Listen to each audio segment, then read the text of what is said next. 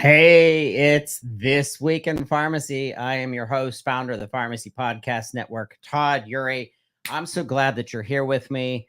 I am excited about today's show. I'm always excited about our shows. This is a publication that is dedicated to the pharmacy profession, the pharmaceutical profession. If you are interested in being part of the leading podcast in the pharmacy industry, the number one podcast stream, if you know what streams are and RSS feeds, then you know what I'm talking about.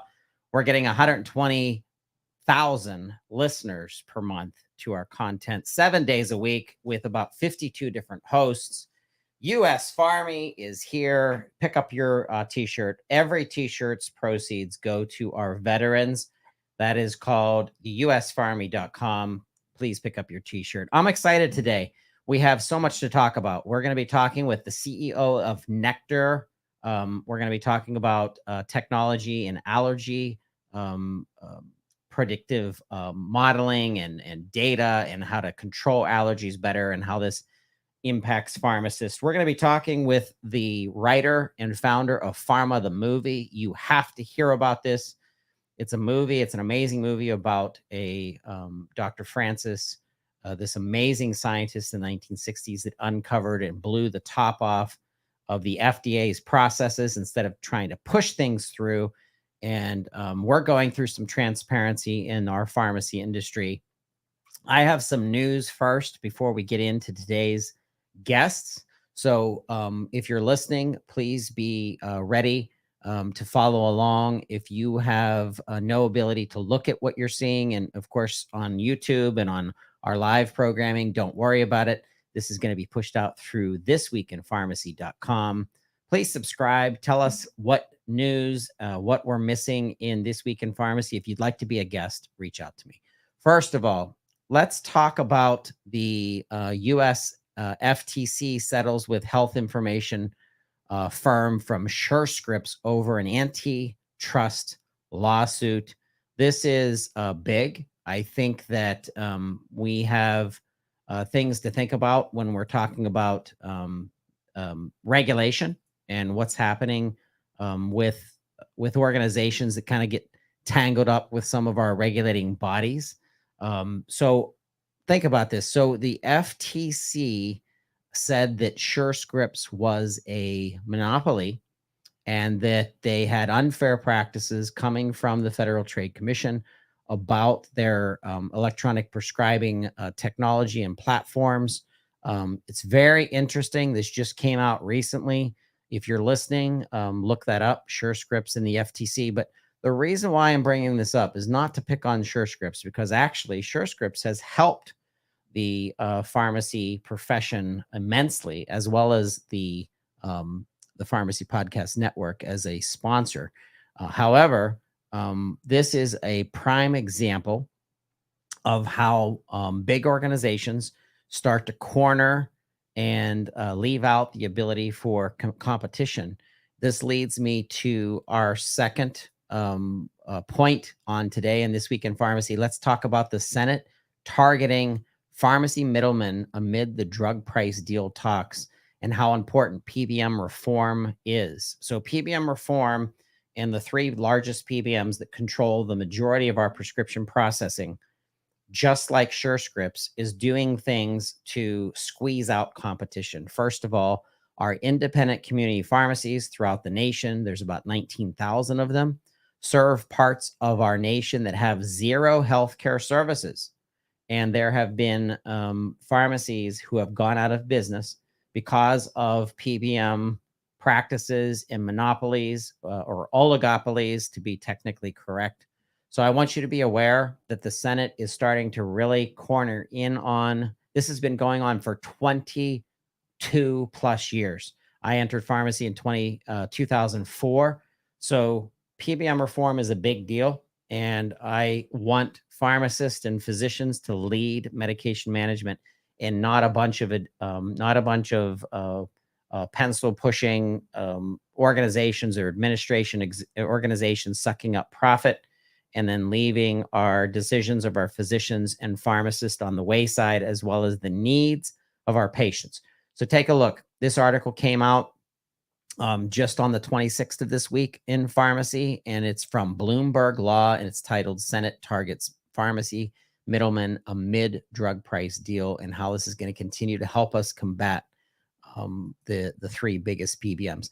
I want to just give a shout out to Pharmacy Times. An article came out on the 26th of this week in pharmacy, saying expanding tech check will move pharmacy into the future.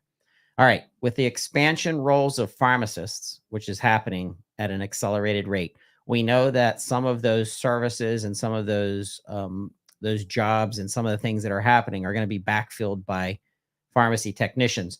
Interestingly enough, Brady, my brother, my producer of Pharmacy Podcast Network, will be at the PPS, the Profit Summit Live in Dallas next weekend, August 4th, talking with a bunch of pharmacy owners. But there's going to be a technician track at that event that talks about how pharmacy technicians are leading the way.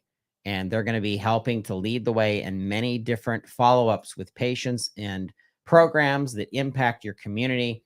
So if you want your pharmacy technicians to be razor sharp and be prepared for the future of pharmacy, get involved with Profit Summit Live 2023 by Diversify RX, or reach out to the Pharmacy Podcast Network and we'll get you plugged into people like Mike Johnston. He's the guy, go Mike, with the MPTA. He's going to actually be there. We can't wait to interview him, so be on the lookout. But once again, today is an important day.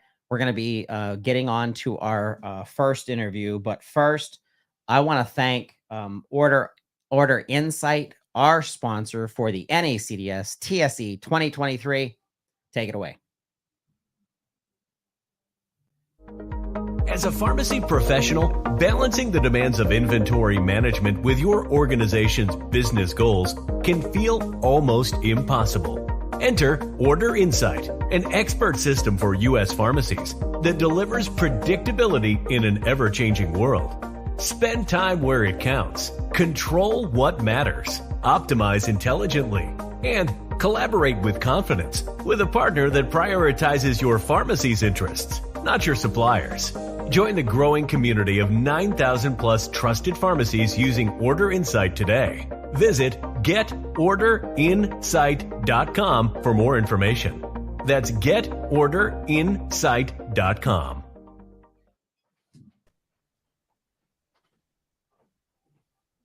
And that's right. In this week in pharmacy, I have a really interesting person that I'm excited about, because on this show, we constantly talk about how pharmacy, the whole profession, is changing. The payment systems are going to change. The PBMs are cracking with the old school ways of building it. Now it's going to be more tied back to outcomes. Pharmacists are moving away from actual dispensing. Automation is kind of taking over. Artificial intelligence is going to be increasing that. So we get excited when we get guests coming on who are doing things that really is what the future of healthcare is going to become. It's going to become much more data-driven and being able to access and use that data.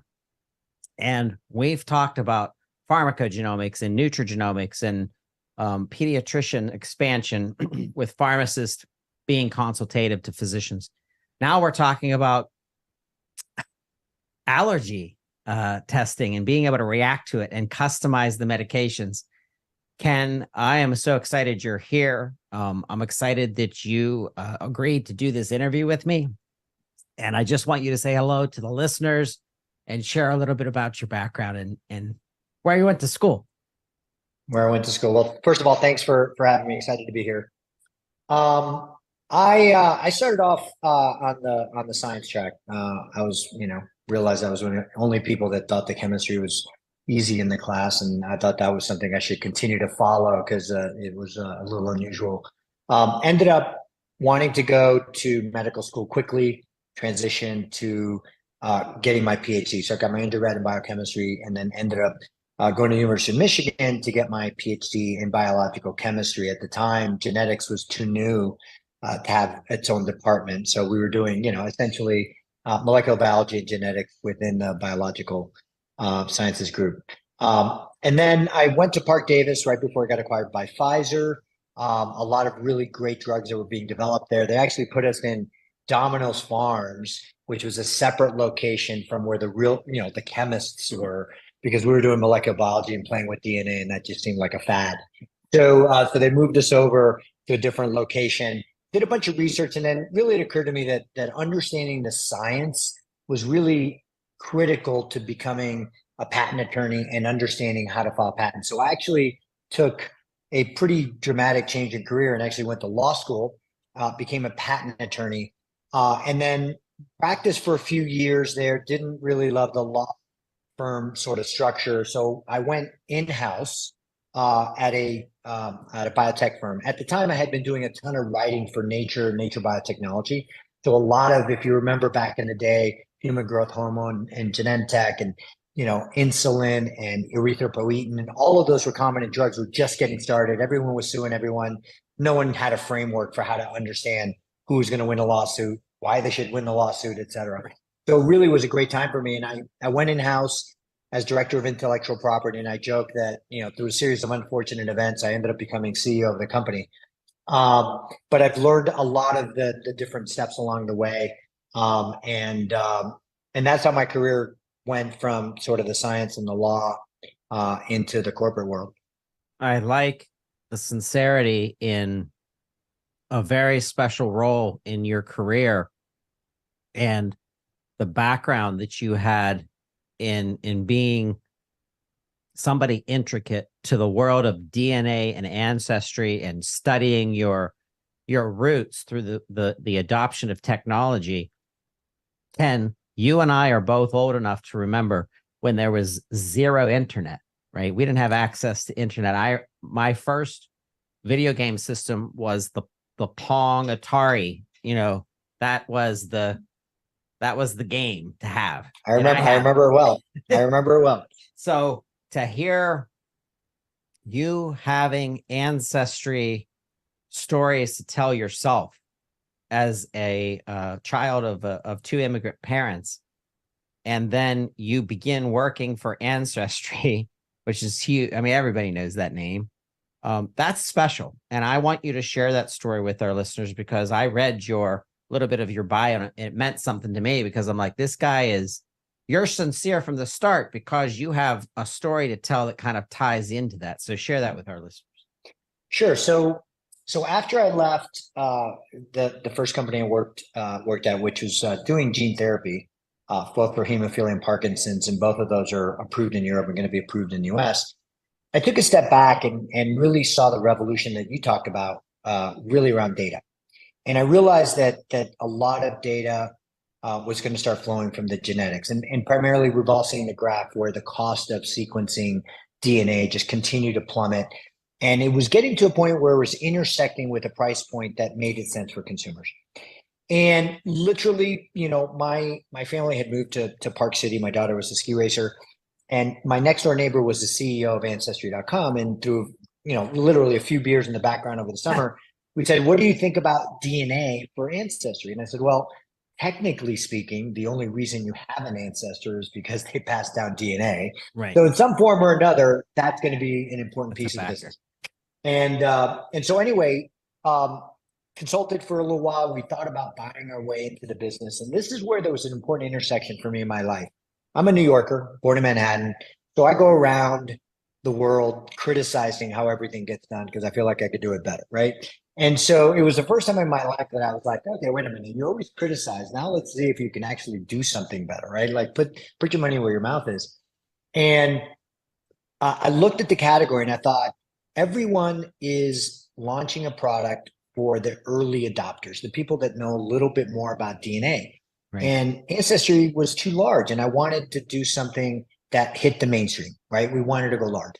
So really what we ended up doing is changing the way the science was done and how it was delivered. So the first thing we did, believe it or not, talk about, us being old and remembering things, only men could take the DNA test because we were only testing the Y chromosome of the male. So if a woman wanted to understand something about the family, would have a father or brother take the test. And I'm like, listen, women have DNA as well. Let's actually change the test so it's a more broad look at the genome, not just the Y chromosome, and analyze it that way. So that was one of the major changes that we did.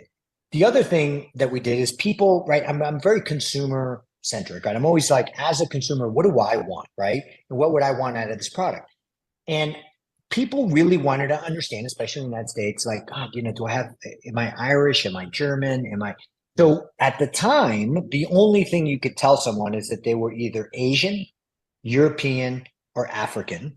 And my joke, a little bit tongue in cheek, was, look, that's what a mirror does for the most part. So if we want to sell someone a genetic test, we need to do better than that, right? And so we set out to break Europe into subcontinental pieces to try to give people that kind of specificity, which is what they wanted. At the time, everyone thought it was going to be incredibly difficult and couldn't be done.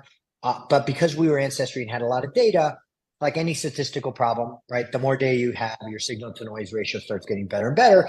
And initially, I'll be very honest, the test was not very good. When I started, as I said, you can only tell someone what continent they were primarily from. When I left Ancestry, we could break Ireland into 99 regions that we could tell you with 99% confidence where you came from. Like, it got to the point where it was so specific that people would be like, okay, I've had enough. Like, you don't have to tell me the street address. I got it. It's a small town in Ireland, right? So it got to that point. The last point I'll make real quickly, because I think it's important as we continue to progress, is giving them what they wanted from a science perspective, but people need to digest the information. Okay. And this is what gets lost a lot in science, right? Is we're great at the clinical, at the medical, at the science, right? But we forget that the consumer on the other side of that equation doesn't really think that way, doesn't know how to understand that. So when I took a test, right as I was joining Ancestry, they told me, hey, you're a J2 haplotype. And I'm like, I have a PhD. I don't even know what that means, right? Like, I know what a haplotype means, but I don't know what a J2 means. So let me tell you what I do. I go to Google. Google sends me to Wikipedia. I'm still too lazy to read all the text. So I scroll until I find a picture. I click on the picture and I go, oh yeah, that's where my dad's from, right? And so I'm like, so how about we just take the map and put it in the test or in the product? And it was little things like that that really transformed it, because now you could take super complex science, but delivered in a way that consumers could relate to it. They could look at a beautiful map and go, oh, that's easy. Or a pie chart and go, this is where my DNA came from all over the world and when. So that was really the big breakthrough there. And look, it exploded, right? It grew up to like 10 million tests a year is what we were selling at our peak. Jeez, that's incredible. That's a success story. I appreciate you sharing that. I wanted to throw a curveball at you. We didn't preface this, so this is definitely a curveball. So I'm fascinated by pharmacogenomics and how we now have the tech to pull out what someone is going to be able to metabolize faster than someone else. And like you said, the more data they start collecting, they're going to be able to start becoming much more specific. So I think of like disease states like pain medication or psychotropics, even especially psychotropics. Goodness, we could have a whole nother podcast on this. But, the psychiatrist and physician teams in guessing kind of what they believe might fit best from giving them whatever, Zyprexa or whatever. Now we can do a test that's come down. When I started, makes me feel old. This test was $2,800. It was expensive. Nobody was doing it because it's just too expensive. Now that test is, I want to say it's between like $200 and $400, a full panel, being able to get everything done that you need. And now a pharmacist gets to say, hey, you shouldn't be on this medication. We should be suggesting get the physician to change to this medication based on their expertise, and they nerd out just like you do, and you get into that data.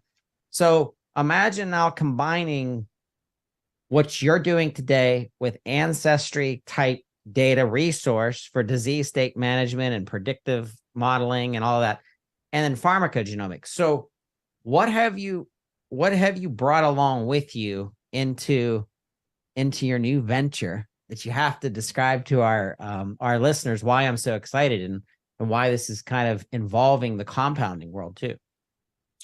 Yeah, so look, you kind of struck a nerve there with the whole pharmacogenomics. Maybe that's a whole nother podcast, because that was something I really wanted to do at Ancestry, and I couldn't agree more with everything that you mentioned. But look, what Ancestry really taught me was, and let me really explore, is this idea of, again, taking complex science in science and delivering it in a way that can be consumed by the average person, right? In a good way. So it's safe, it's credible, it's good science, right? We tend to have good science is a crappy consumer experience, right?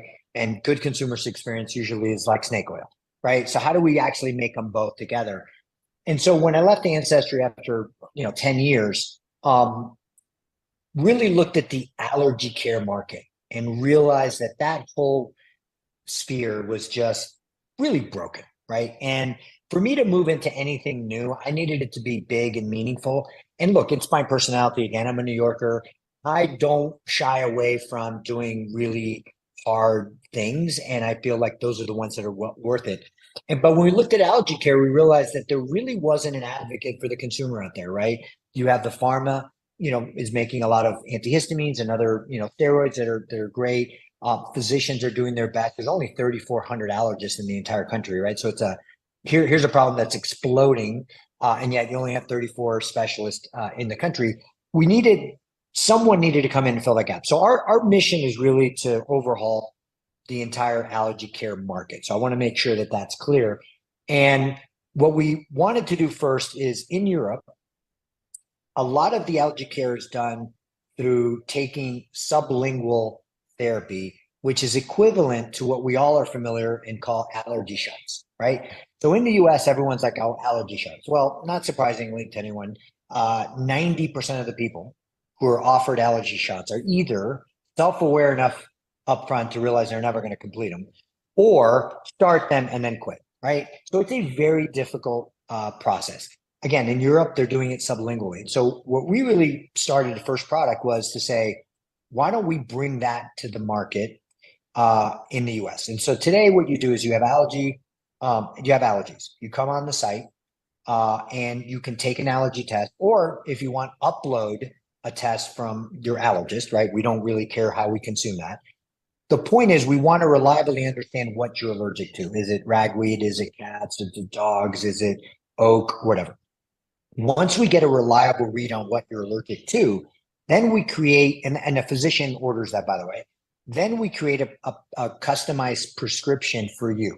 And so that's where the pharmacy, we have our pharmacy, and our pharmacist then takes that information and, together with the physician, create a compounded formulation just for you. And you take a drop underneath your tongue every day. And over time, what ends up happening is that thing that you're allergic to, which an allergy is basically an overreaction to something that you should see as harmless, right? What happens is we desensitize you over time, and over a period of 2-3 years, you literally become, desensitized to that, and you don't have allergies any longer. So that's the initial product.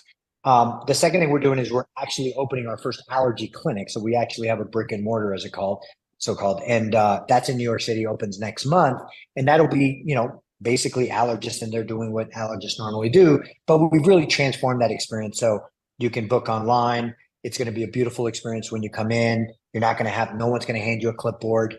It's going to be something that the way you would expect in 2023 to go to a physician. Well, I love it. I love the idea. I can't help but to think how this integrates into other things. But when I think of the distribution of the technology and the services, I immediately think of community pharmacies out there, independently owned community pharmacies, who could learn about you, and then you become their allergy specialist extension into their communities. And that in lies allows you to do the work of the whole allergy side of it, and almost like a diagnosis.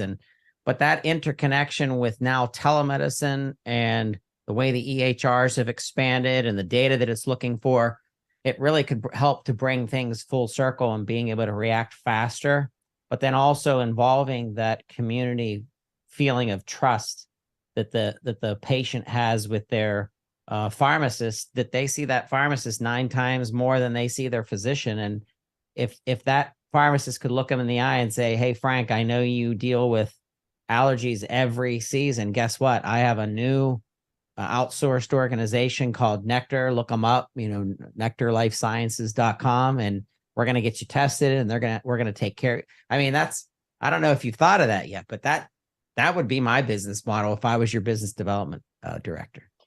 Well, it's interesting you say that, because the third sort of, leg on the stool is one, obviously virtual care, two, having physical clinics. But we recognize that we're not going to have clinics all over the world or the country even. And we need to partner with physicians. We need to partner, allergists, PCPs, potentially pediatricians, right? Who see the people that are suffering every day. Yeah. And again, one of the other products that we'll be launching, soon is, imagine, on average, look, we've done over 80,000 people have taken a survey. We've asked them what medications they take, how often do they take it, et cetera. On average, we have like 70% of the people that are taking 3+ different antihistamines and steroids. And one of the other things that the pharmacist can play a big role, which we'll be doing, is we can actually formulate and compound a nasal spray, for example, that is specific to the symptoms that individual is experiencing.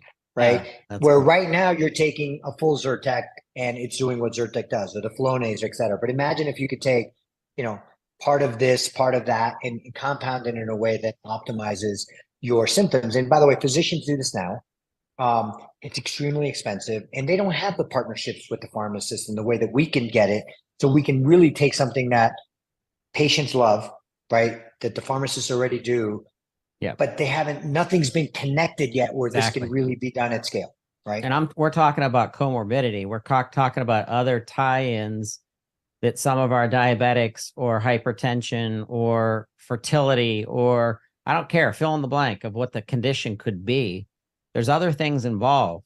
And I think the reaction by the pharmacist being involved is much faster in this process, and then continuing to give the data back to the teams that need it. And in your case, using data of what this is going to do for the customization for the patient. And, you saw what happened with Ancestry, and you saw, in the 10-year span, the change. Imagine Nectar in 10 years, how much experience and data that you'll have to be able to be tied into this. So this is exciting. I want to know from your perspective, if you are a rare disease specialist, pharmacist that might focus on something specific, you're an oncology pharmacist, you're a pediatric pharmacist, we could break down almost any condition. Where do you see Nectar in what segment really seeing an expansion of your services, and like the top 3 per se, with regards to conditions, and kind of the ears that are listening, which one should pique their ears with more interest than others? So, we really are focused on allergy care. So I would say, we've talked about environmental allergies. That's where we've started. There is about 120 million people that suffer allergies, of which, call it half of that is environmental. But there are much other, other conditions that they're an allergy that sometimes we don't think of it as an allergy, right? But, for example, asthma, 60% of asthma is something called allergic asthma, meaning their main trigger is an environmental, pollen or some other antigen. The other one is food, right? Like food allergies are exploding, right? If you look at FAIR, they say that every 3 minutes someone goes to the emergency room because of a food allergy. So we will be focusing on food as well. So that's something that we're going to be really focused on. So I would say, look, environmental, we think asthma, we think food, but other things like eczema and other things like that are really important. And we've also even looked at integrating other specialties into the practice, because, like, as you said, things like, anxiety, migraines, there's other links that allergy have with other conditions that we also want to make sure that the patient gets that holistic care that they deserve.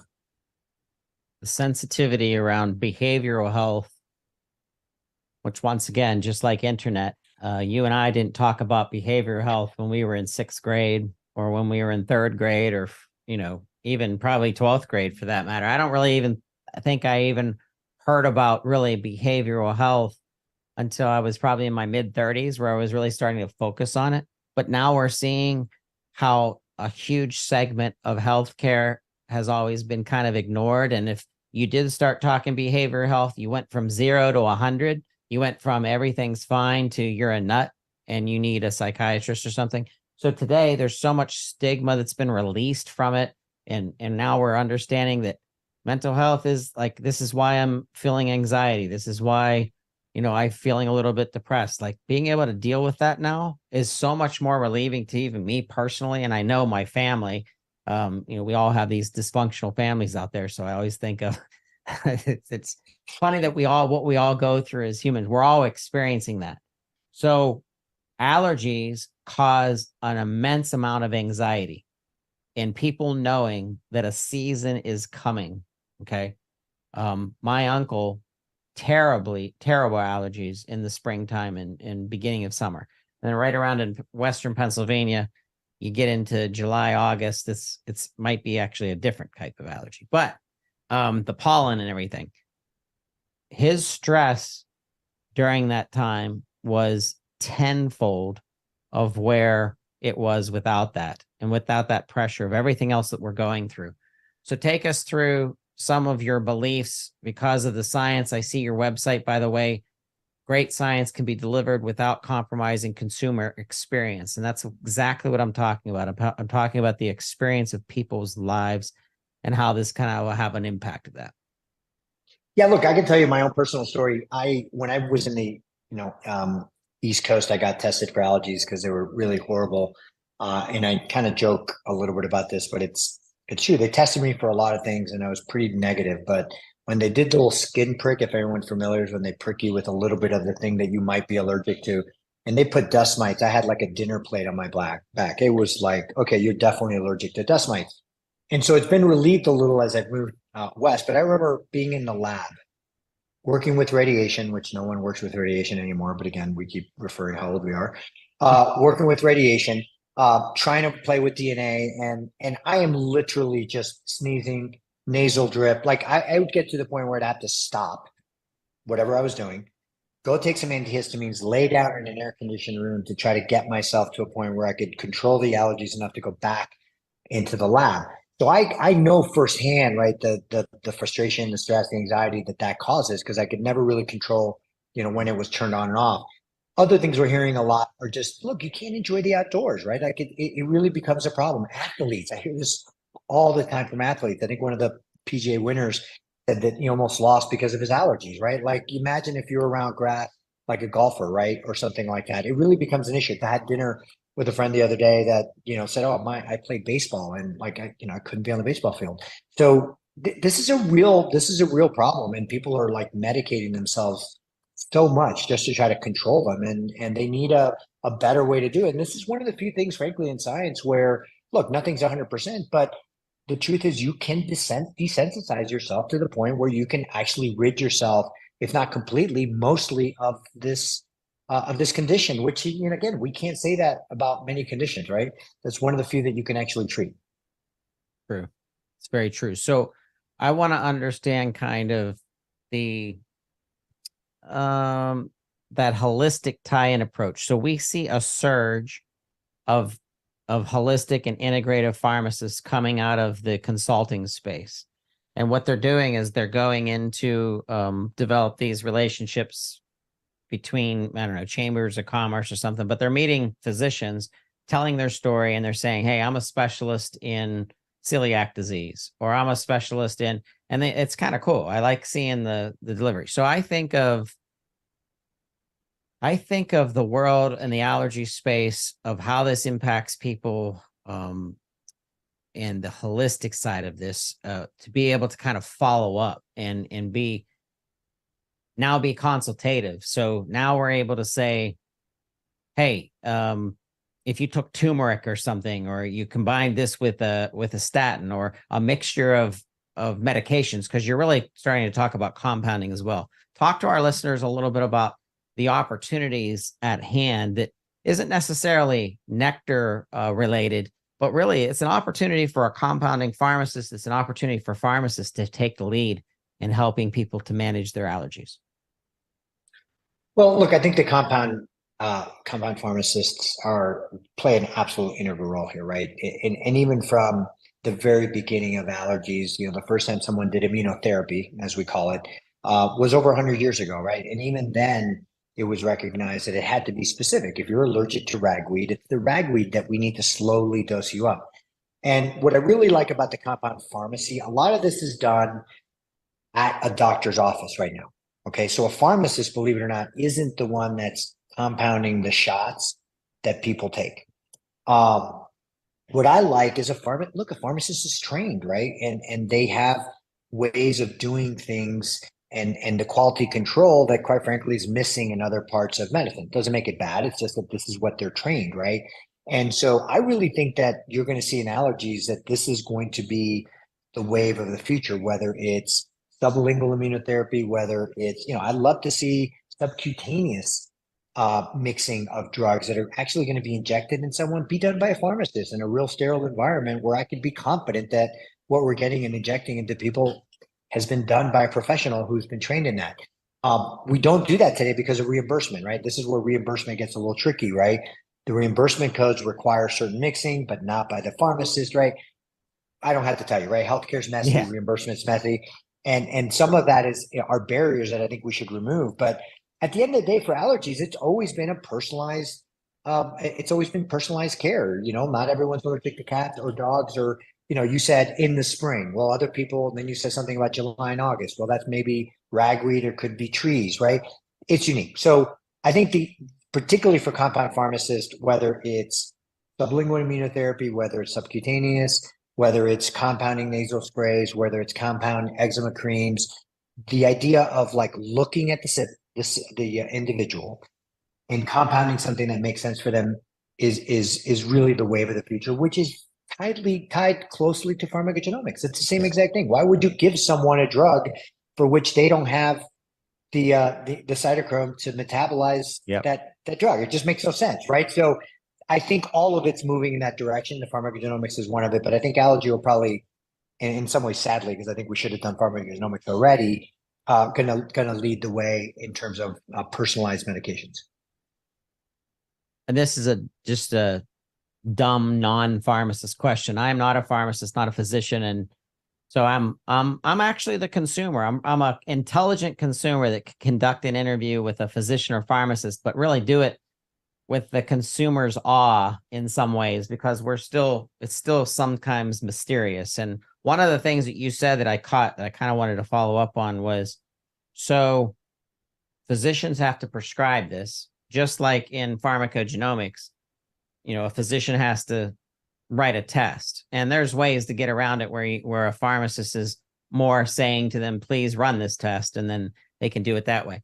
But let's talk about the age. Like, is there an age requirement, or can we dig into pediatric allergies that's actually become an issue with children, knowing if your child is allergic to peanuts or I mean, there's so many things that could come from the stress of parenting and kids. I have 4 daughters, so I get it. And so talk to me about the age. Like, is there a focus in pediatrics, for example, within your strategy and what you're building out?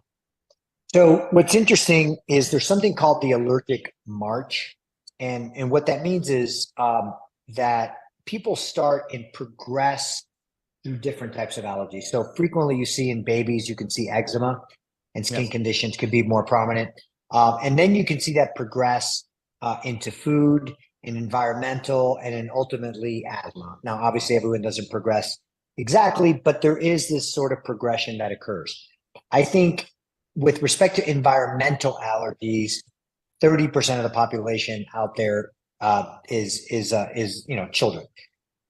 With food, we see it even more prominent. It skews more towards children. And today, it is a terrifying thing. My daughter, fortunately, did not have an allergy, but you're sending your child to kindergarten or school, hoping that the child next to them either didn't have a peanut butter and jelly sandwich or washed their hands really well. and then Yep. trusting that the EpiPen is close by and someone knows how to use it. Like I'm grateful I didn't have to go through that stress, but the willingness of parents to try to relieve that stress is a big one. And I think this is something that we really want to do and want to do well. And I think we can. And I think the technology is evolving rapidly. Pharmacists are going to play the exact same role that they're playing today with environmental. They'll be playing in Yep. food. But I think we can really alleviate it. And the data, just to give you a little bit of sense, the data is really pretty convincing that most people, I would say most children in some of these trials that have been done, 80%, let's say, are bite proof. And that really is the goal, meaning you took a bite of something when you went to a restaurant, you said, I'm allergic to peanuts, don't add peanuts. They do anyway. You take a bite and you're like, this contained peanuts, but you at least now can stop. You're not going to go into anaphylaxis, right? Some actually go close to a field cure, and there's always some percent that don't get this, but that's really the goal there, right? And to remove that level of stress from the child and the parent. So at a minimum, if there's been a mistake made, doesn't lead to sort of these, the consequences that you see going to the emergency room, the EpiPen, and all the scary things that happen in between before the EpiPen kicks in. And, you're talking about a child that can't breathe and their throat's constricting. That's terrifying. Ken, do people have allergies that change throughout our lives and you're affected by it, in your 30s or your 60s or whatever as a child, and not as eczema, for example? My daughters had eczema and they grew out of it. I guess, grew out of it. But can you take a test today, or do you foresee the ability for us to take a test today that will kind of give us relevance to what we could become allergic to as flags, and how early could you do that before it would be meaningful? So I'll preface this by saying I'm not an allergist or an immunologist. What we say is when you get tested, what we test you for, if it's a skin prick test, is just looking for an immunological response to the antigen that we add to your skin. If it's a blood test, which is what we primarily do at Nectar, is we're looking for IgE antibodies in the blood. And so my understanding from speaking to the allergist is that for the most part, right, those aren't going to go away. And so if you get tested today, unless you've moved and potentially introduced another allergen, you should stay consistent. However, I have heard from our allergist and our chief medical officer that that there are people that acquire an allergy later in life to shellfish and things like that. So it's a complex immunological condition. The March that you said your daughters had eczema and they grew out of it, I don't know if they have environmental allergies or food allergies. Hopefully they don't, but frequently that's the progression of the disease. But I think most people who are allergic to something will remain allergic to that. But there are exceptions, as anything in medicine, right, where you can acquire something or potentially be relieved of something on your own. So we've had a horrible experience in our world and our nation with the pandemic, and how pharmacists were there to step up for testing, and then of course vaccines, and really giving out so many of the shots that it helped us to kind of correct the ship with the whole thing. So I think of the ability, like you were saying, to use more of the data from a predictive perspective and staying ahead of things. You've seen the progression of ancestry, DNA, and how microscopic you were able to really drill down into it. And then we're talking about pharmacogenomics. That's going to continue to refine. We actually have a show, PGX for Pharmacists, that's just about pharmacogenomics. We have two wonderful, Dr. Becky and Dr. Banaz. They're just crazy nerdy, and they get into PGX and how it's going to kind of continue to move forward. Now I'm thinking of, you're getting my mind thinking about testing for allergies. And imagine being able to test people to assure that they're reacting to the vaccine the way that it was intended for you to react to it, and be able to filter out the small percentage of people that are having bad reactions to specific vaccines, whether it's smallpox or whether it's, whatever we're vaccinating. When I grew up, I think I got maybe 7 or 9 booster shots, they called it, vaccines. Today, I think kids are over 30. I mean, so of those 30, how many of those kids that are getting that specific vaccine have an allergic reaction to it? And then we could start clearing out the hyperboil around, crazy vaccine people and are you a vaxxer? Aren't you a vaxxer? And I keep, every time I hear those arguments, I'm like, come on, it's science is science. It is what it is. We have to interpret it. We get smarter as we have more data. And so, well, what's your thought around the future of what you are doing to be able to test for something more microscopic and molecular than where you're at today? Yeah, it's a great. The last comment you made made me remember when my daughter was really young. We'd have little play dates, with other friends when it was raining, and I'd always give them a little. Let's isolate DNA. Let's do. And at the end, I had to give them a couple questions just for fun.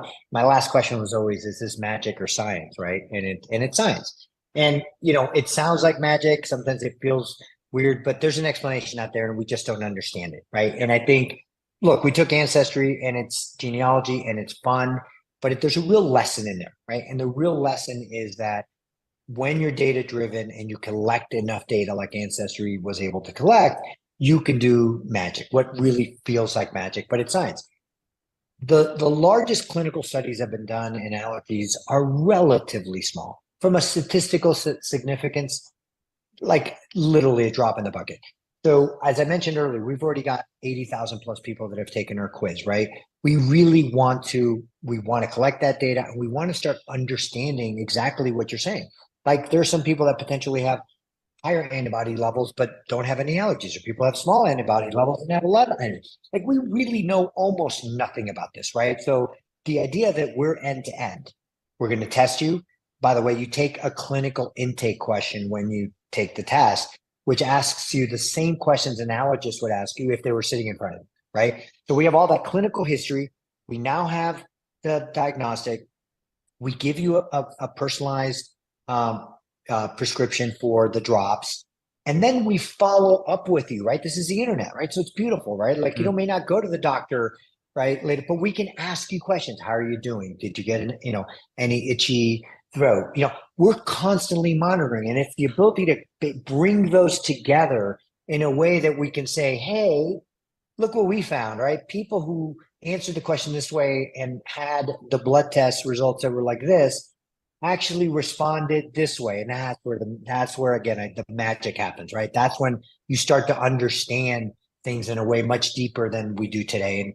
And look, medicine, I think, is doing the best it can, but it's not very data driven in many areas, right? Especially, when you just go to the doctor. And again, not just the pharmacist. I love that the pharmacist would be sending a physician a note saying, hey, would you like to test them for pharmacogenomics to see what their profile looks like before we take this drug?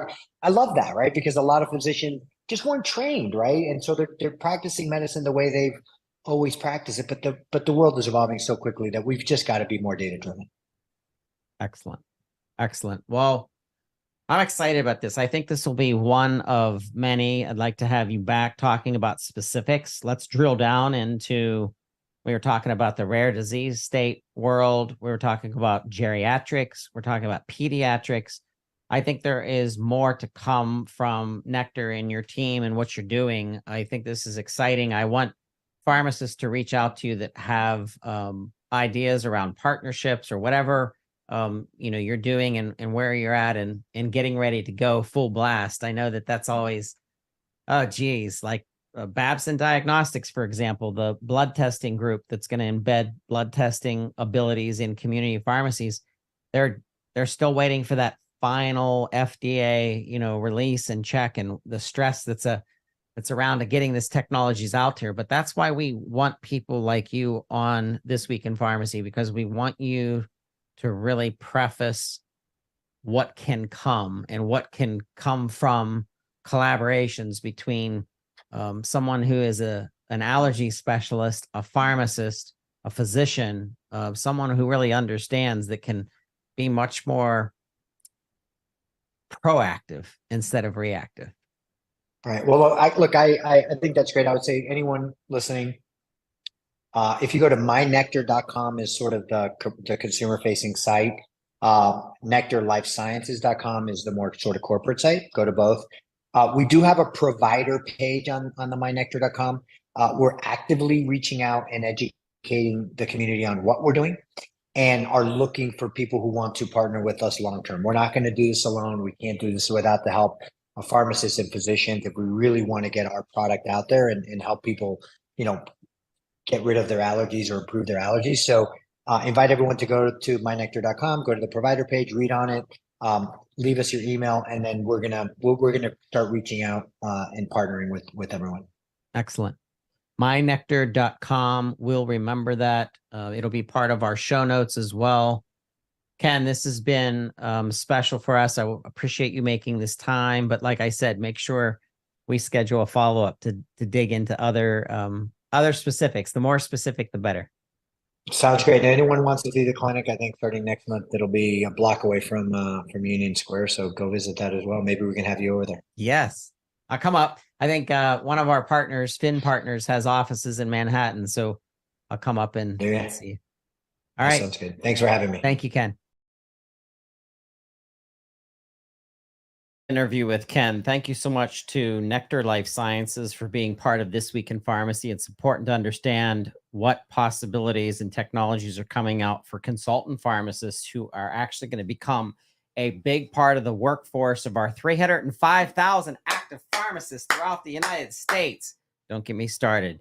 I'm telling you, we're transforming. There's going to be positions that there's going to be pharmacists out there who were in retail pharmacy, who are going to have reputations in their community, who are going to step out and be able to do point of care testing, allergy testing, pharmacogenomics testing, specific to partnerships within their community through either collaborative agreements with physicians or when provider status comes through. I'm excited. Hey, our next interview is with Pharma the Movie, which is coming out.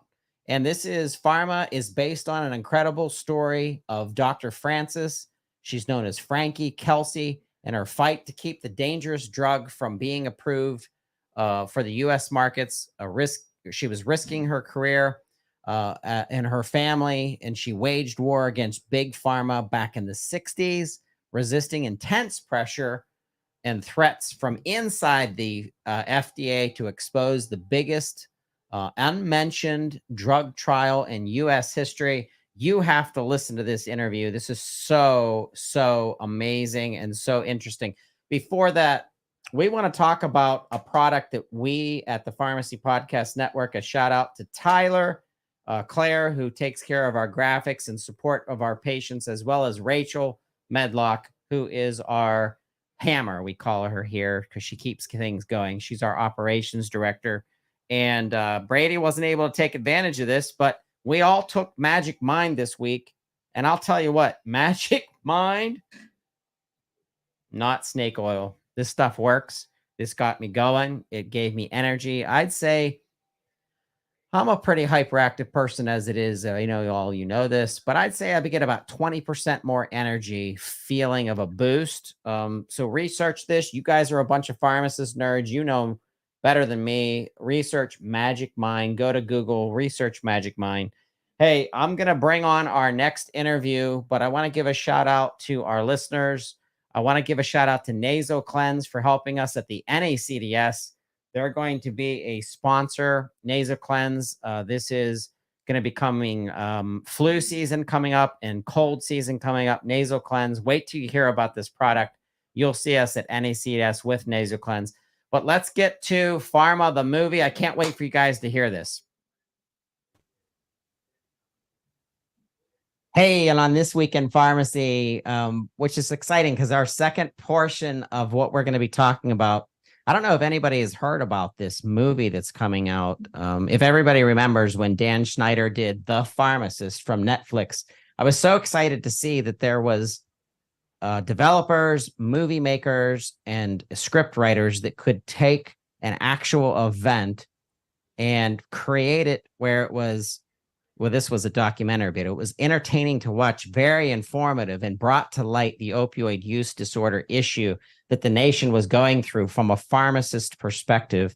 And Dan, of course, he lost his son, and it was a horrible portion of the story, but the light and the information and the education that's come out of that has been wonderful. I think that this next guest, who I'm so excited to introduce to our listeners, and if you're watching us on YouTube or LinkedIn Live, welcome to This Week in Pharmacy. My name is Todd Urey, founder of the Pharmacy Podcast Network, but let's talk about Pharma, which is based on the true story of Dr. Francis Kelsey.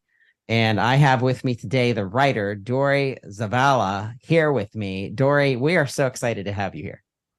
Thank you so much for having me too. I have spent years working on this project, and it is just, a project close to my heart. So I'm so excited to talk to you guys about it. All right. So right out of the gate, when's this coming out? When are we going to be able to watch this movie? We actually are still in the funding part of it. Movies, especially independent movies, usually have a phase where, we're trying to get investors and different funding on it. And so we are right now we're hoping to go into production later this year with a premiere next year, spring 2024 is what we're hoping for right now. Excellent. Yeah, if you Google this and go to the website, if you're listening, you can go to pharmathemovie.com. Once again, that's pharmathemovie.com. I read about kind of the biopsy per se of it. It says amidst the political charged atmosphere of the 1960s, Washington, D.C., two female doctors unveil a web of corruption and deceit that puts profits over people's lives, and it's inspired by true events. Dori, things happen in cycles, right? It's just strange in humanism, and we have to balance the difference between evil and good. And evil comes from not necessarily people setting out to do those evil things. I think sometimes it manifests, or it domino effects in the view of what profits could take place, and it overrides in many cases healthcare.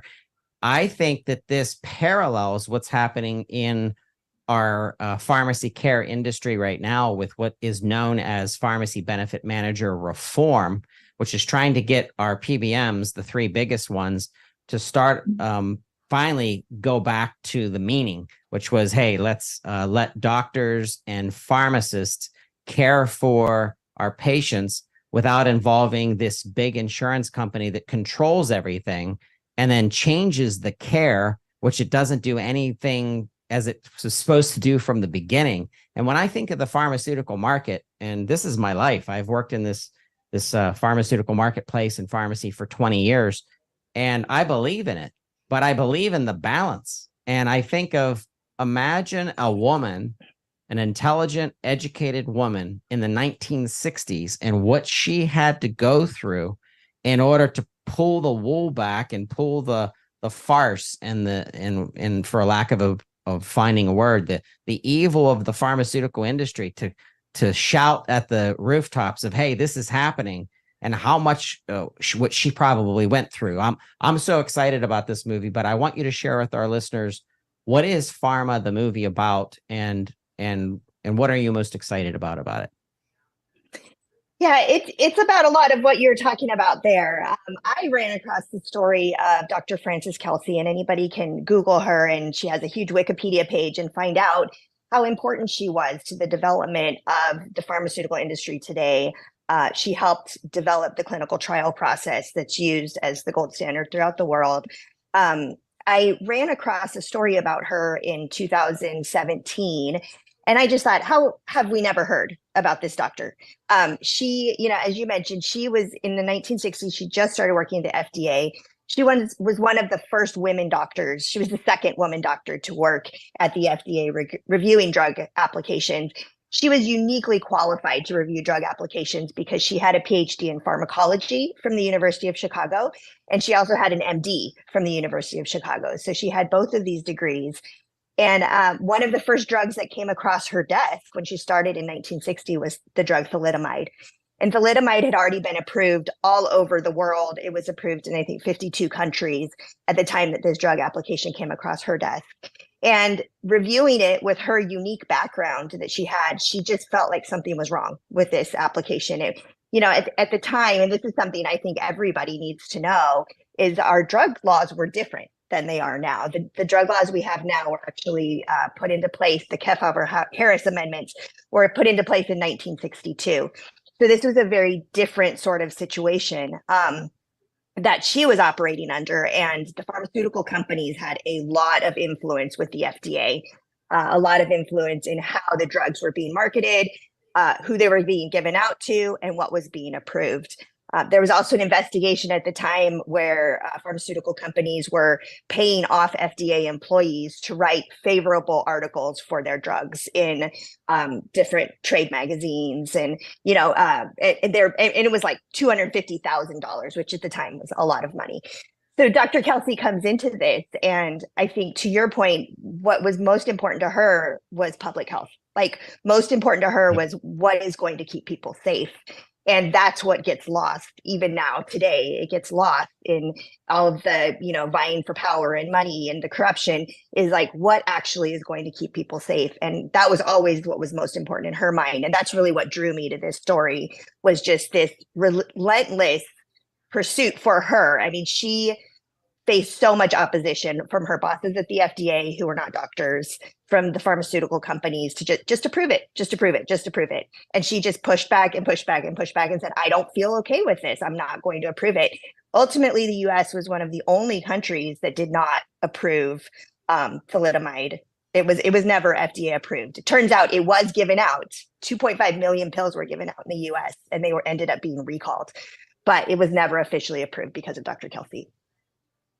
So I know that our listening audience, if you're a pharmacist, they already understand a little bit about this backstory, but can you describe what the medication was intended for, and then what contraindications were kind of brought up by Dr. Chelsea? Right. Well, the applications at the time, and this was before the 1962 drug law amendment. So at the time, safety and efficacy did not need to be proved. They only needed to prove safety. And there weren't, pharmaceutical companies did not have to report adverse side effects to the FDA as part of their drug application. Interestingly enough, this drug came from Germany. And because it was a foreign drug, they just sort of said, well, whatever trials happened. Richardson Merrill here was was licensing the drug to market it in the US. So there really weren't any human studies that were part of this drug application. It was all rat studies.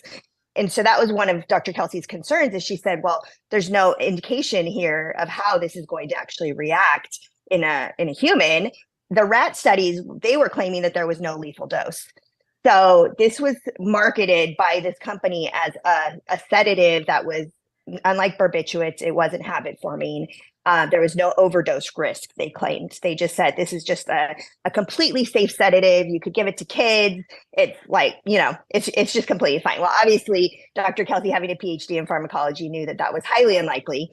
And she saw that the rats didn't seem to be absorbing it in the same way that humans would. It acted as a sedative in humans. The rats didn't seem to go to sleep.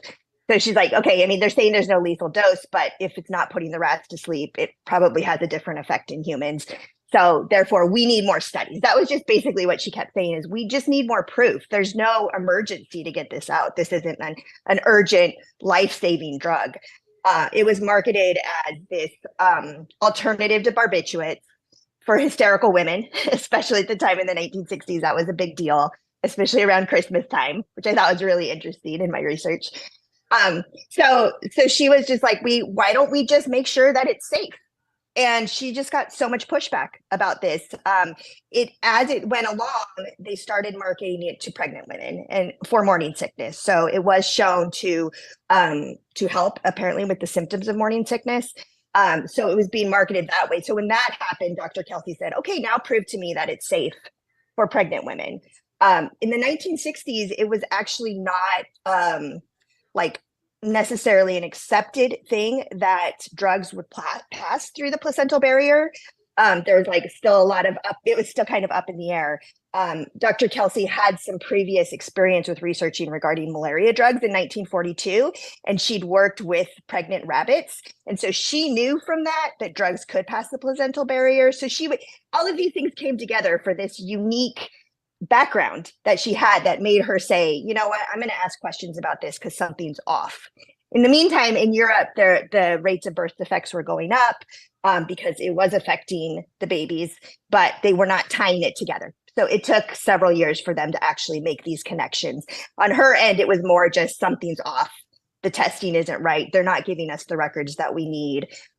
There's indications that pharmaceutical companies were just hiding the results of their testing, not giving them to the FDA because they were not required to by law. Dori, you said something before we started recording this interview in the green room, and it was really interesting. And that is, this movie is not political.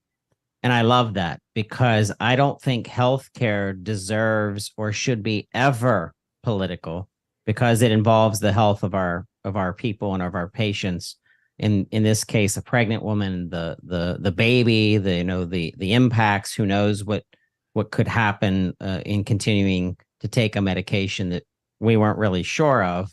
And I want to make a parallel comparison. So this is not the first time that the FDA has been, I'm using my air quotes, bought off. And I'm sure that there are unfortunate situations that we don't even know about as consumers about how the FDA has been manipulated.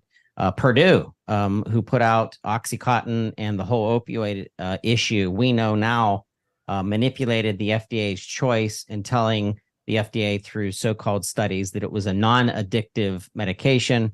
Now forward ahead, we know that is absolutely not the case. And of course, they've been fined, which, we could talk about the outcomes of that and what's going to happen in follow-up. But I think of our justice system in court of law, where you're supposed to receive the outcome of a sentencing derived from a jury of your peers, right?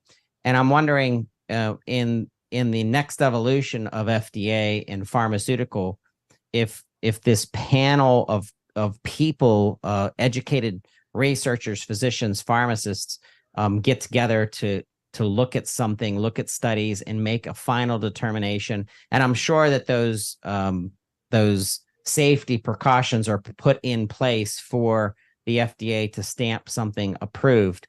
But it's unfortunate, this day and age of medicine, we see that pharmaceutical manufacturers are balanced between a true health benefit and the long-term impacts of a medication for some of our chronic diseases, including, I'm thinking of the whole cancer industry, and then the word profit and the balance between that. Do we have to be profitable in order to keep a company going? Do we need the revenue? Absolutely. Research is expensive.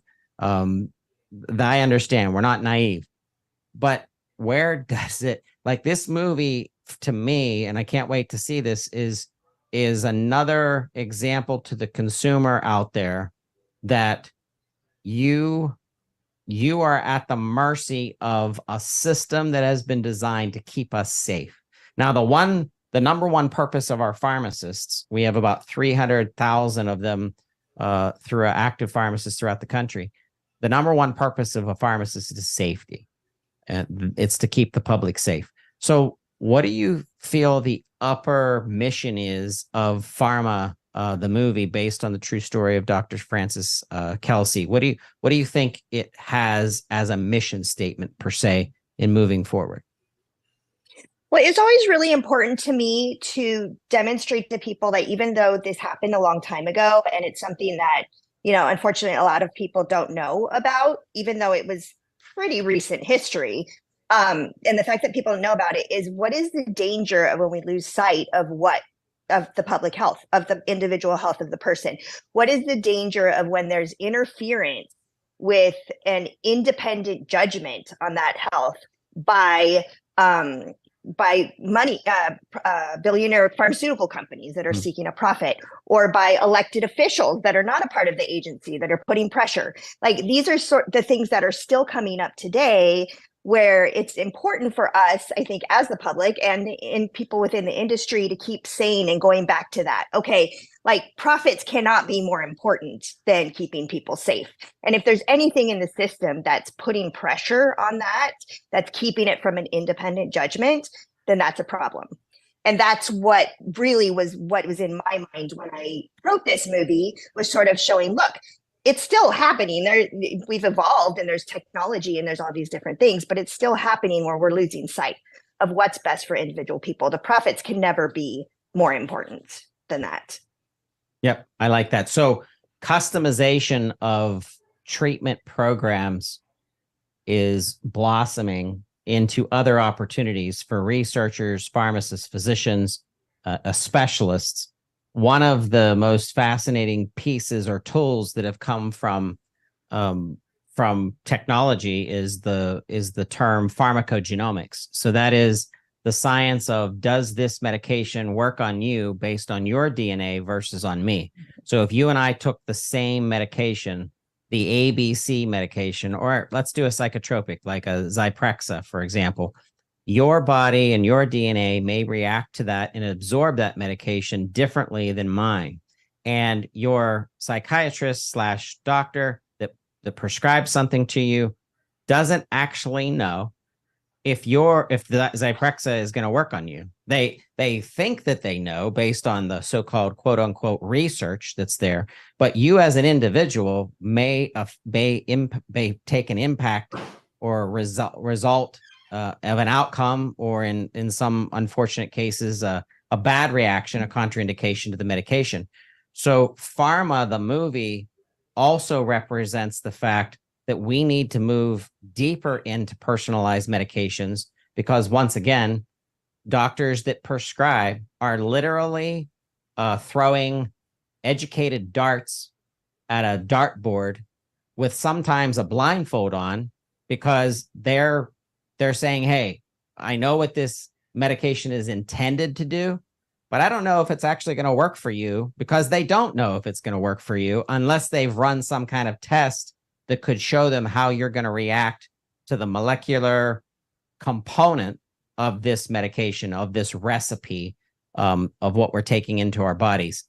What do you think of the evolution of medicine and the development of pharmaceuticals, and what has Pharma the Movie taught you?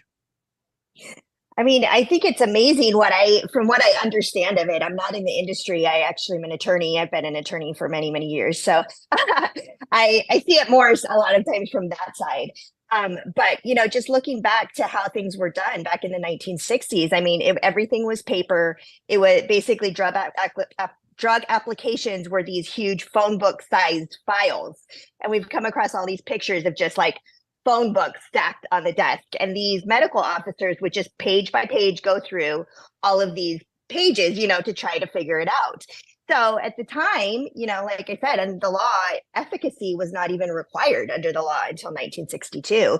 So they were running into these situations where, okay, bottled water is safe, but if you're marketing that as a cancer treatment, then that not only has the problem of taking somebody's money, but also they're not doing something else that might actually be effective in that treatment because they're counting on this other treatment that's not effective. So that was just, them trying to get that into place, I think was important. But our drug laws haven't changed since 1962.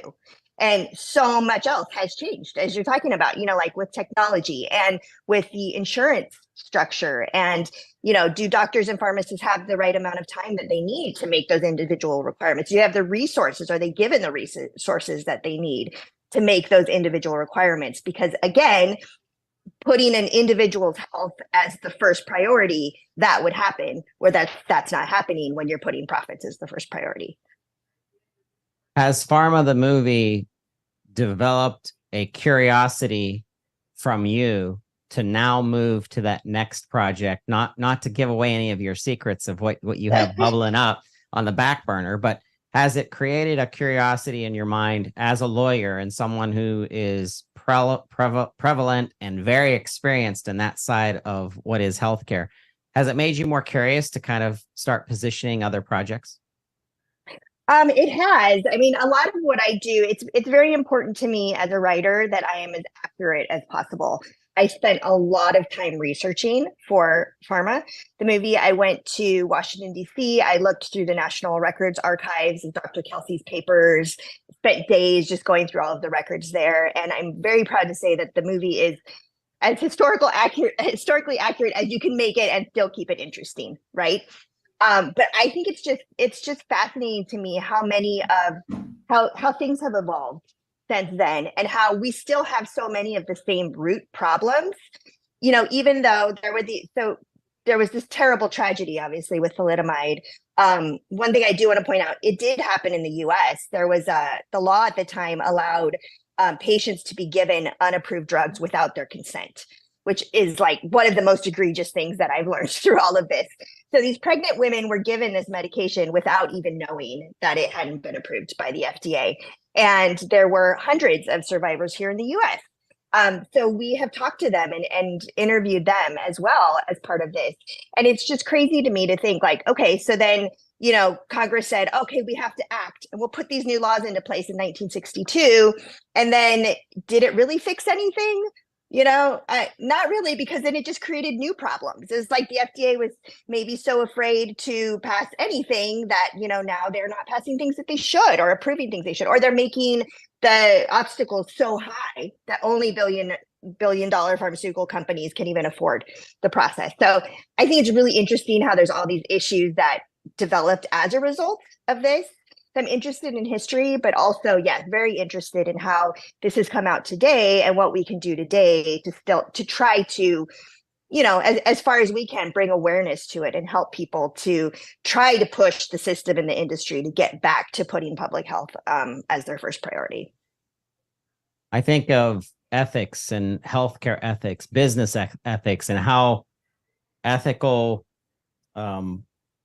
oaths, the oath of the pharmacist is to once again, if you read the oath of the pharmacist, it's to keep the public safe, as you and I agree that's necessary. And once again, the innovation of science, the innovation of technology, and how artificial intelligence is going to accelerate clinical trials to be able to speed things up without losing the quality of the clinical trials. All of this is fascinating, but it still comes back to a human being protecting other human beings based on all of the knowledge and all of the research that's been done, in doing it in a way where it doesn't come back to just one person's desk or one person's decision that could be manipulated by a system that puts pressure on them from either a political perspective or threats of their own job or threats of their own safety.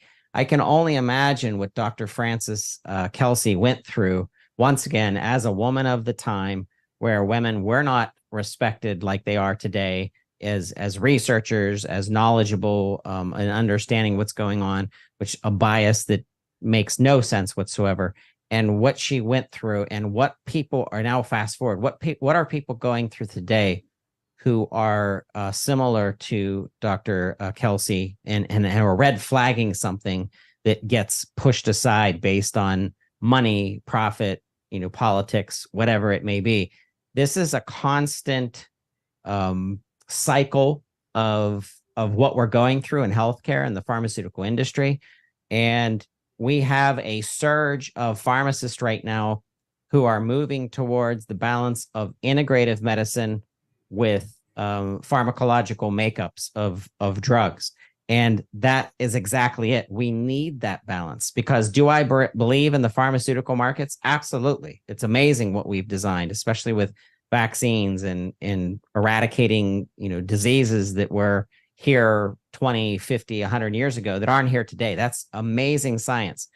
But I'm not naive. I know that there are things happening in the pharmaceutical markets that's driven by profit alone, and how many people have been stepped on or pushed aside that have a voice, and it's their purpose to keep the public safe, that are now being beat up in some way or threatened in some way. And that's something I want to hear from you, is just your feeling on the system that we're in today. And of course, that balance between integrative and in the world of pharmaceuticals. Yeah, well, I mean, I think the whistleblower point that you brought up is something that's really interesting. And that actually is something that we address in our movie. There was another, she was actually the first doctor to work at the FDA, first female doctor to work at the FDA, Dr. Barb Moulton. She's not as well known as Dr. Kelsey, but she was one of the first whistleblowers in the US. And she actually testified before Congress about the corruption that she was seeing in the FDA. There's congressional records on her.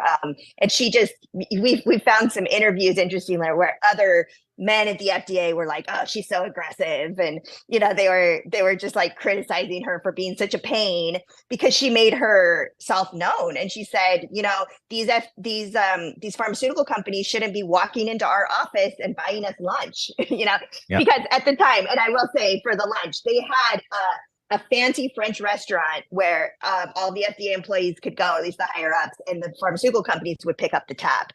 So they were like having these martini lunches and stuff. It was very cozy. The relationship was very cozy. And so Dr. Moulton went to Congress and testified against them and said this shouldn't be happening. And she brought it to the forefront. And I think that that's something that today there's still, from what I understand about it, there's still a lot of fear within the pharmaceutical companies of a whistleblower, that type coming forward and saying, hey, the people need to know what's happening here. So I think there needs to be a lot more transparency in the process. And, with COVID and the vaccines and everything, it's just as much transparency as we can have so that people understand the process and what's going into it and who's making the decisions, and making sure it's not, like you said, just one or two people that can be easily persuaded through whatever means, but it's more a group of people who's taking care of it. Yep. And absolutely, I agree with the integrative route as well, just from personal experience. Like, I think that pharmaceuticals have amazing benefits in a lot of cases, but, like we were talking about, I think beforehand, is that, they'll give you one drug for something and then say, oh, that's making you nauseous. Well, here's another one for that. Oh, okay, that's making you sleepy. Well, here's another one for that, Whereas, like, okay, maybe you just, I don't know, maybe need some more vitamin D, or, there's some things, like, I don't understand why that couldn't be more integrative, of sort of a holistic approach to, like, yes, let's use the pharmaceuticals when they're really needed, but let's also talk to people about general health and nutrition and how those things can add into it. So how much support, if any, have you received from, and you don't have to name names, of course, we're very respectful of that, but how has the pharmaceutical market that has learned about Pharma the Movie, how have they received the coming of the movie per se in what you know? And has anybody ever offered any assistance in research or follow-up or really helping you to connect with the right people within the pharmaceutical marketplace? I wouldn't say so much in the pharmaceutical industry. We have had doctors that we've spoken to who have helped us with the script. Like I said, it's very important to me to try to make it as accurate as possible. So they've really looked at the science parts of it, just to make sure that we're reflecting everything there correctly. And we do have a consultant who is an MD and has, is helping us with that side of it. I don't think the pharmaceutical industry, as far as I know, is as aware of it as I would like. I think it would be amazing if they're more aware of it. And I would love to have, to even just be able to talk to some experts in the area. And, because like I said, this is not a movie that we consider to be political at all. We just want to tell the story of something that happened in the 1960s that changed the drug laws. It's the drug laws we have in effect now. And it really informs where we're at today. It tells the story of how this has all evolved. And I think helps people to understand even more what's happening now in the context of it. So I think some of the changes that are taking place because of transparency, because our consumers are much more educated, even though I have a term called, we all know what this means. It's not my term. It's people have said Dr. Google, people trying to diagnose themselves by going to Google and doing research. I don't think that's necessarily good. I think that you should be going to your physician and your pharmacist and our providers to really drill down into what you're experiencing if you're experiencing something. However, imagine the top 20 pharmaceutical companies in the world, Santa Fe, Gilead, Merck, Bristol, Novartis, Bayer. Imagine one of them stepping out of the sheep, doing everything that everybody else does and hiring a whistleblower that has an education in either research or clinical trials, or it's a pharmacist that's just this data nerd. And they literally hired somebody called, you are the VP of our whistleblowing department that does nothing but audits ourselves, meaning we want you to find things that are wrong with this molecular makeup and find it before the FDA finds it, and then bring it to their attention, almost like a self-auditing entity within these pharma companies, which I think would take them out of the red ocean of pharmaceutical providers and move it to the blue ocean, where it's this whole new concept of transparency and being able to say, listen, we're going to stay ahead of this before this ever becomes a problem. We're going to have our own people. And I know this is fictitious and people are probably listening to this and saying, yeah, whatever, rolling their eyes. That's never going to happen. But that would be a way to earn public trust, to say we have a division within our pharma company that makes multi-billions of dollars anyway.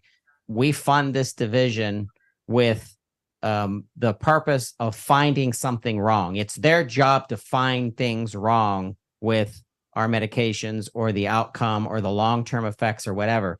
But we have to come up with something new because our existing systems that are in place are kind of working, but there's still Pharma the Movie is part of the teaching of the public that everything that's currently in place today is not, we can't just sit still. We can't just accept the status quo from a purpose of safety, from a purpose of being able to afford medications and getting people the help that they need.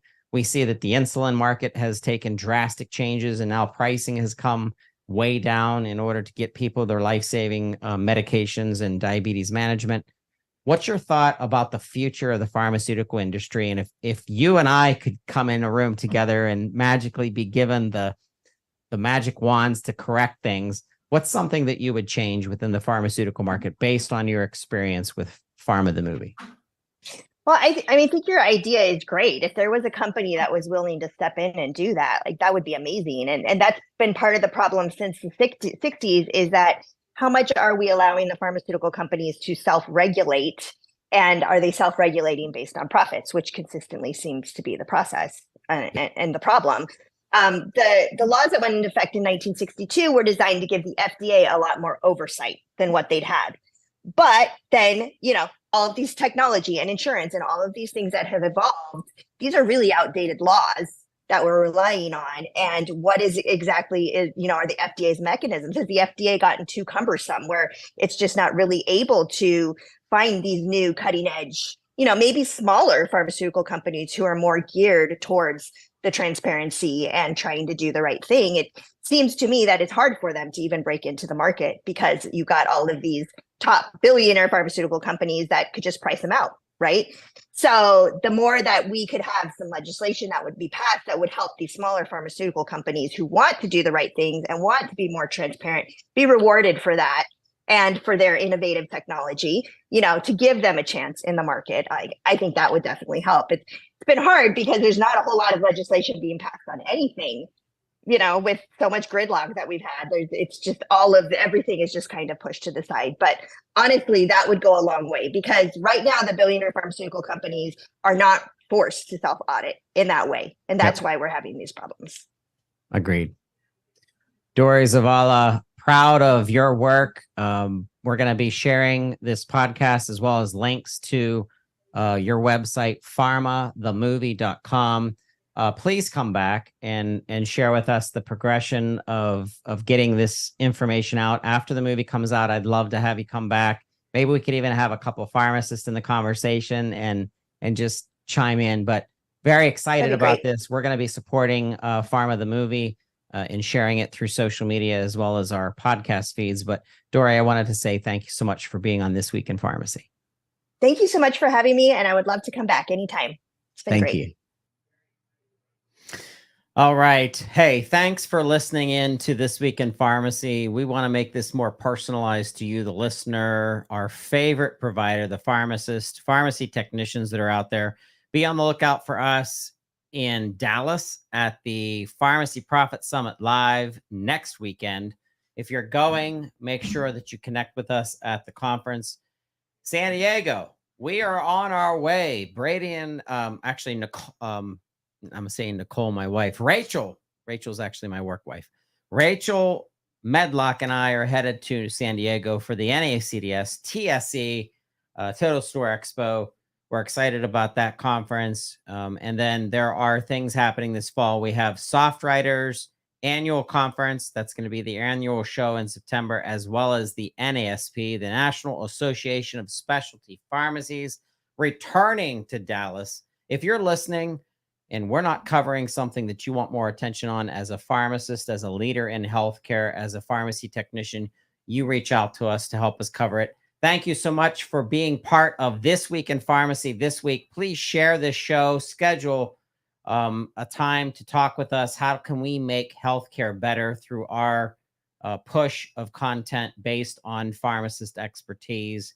Please subscribe to the shows on either Spotify or Apple Podcasts, and give us a rating. And thank you so much for being a pharmacist. Thank you for watching This Week in Pharmacy.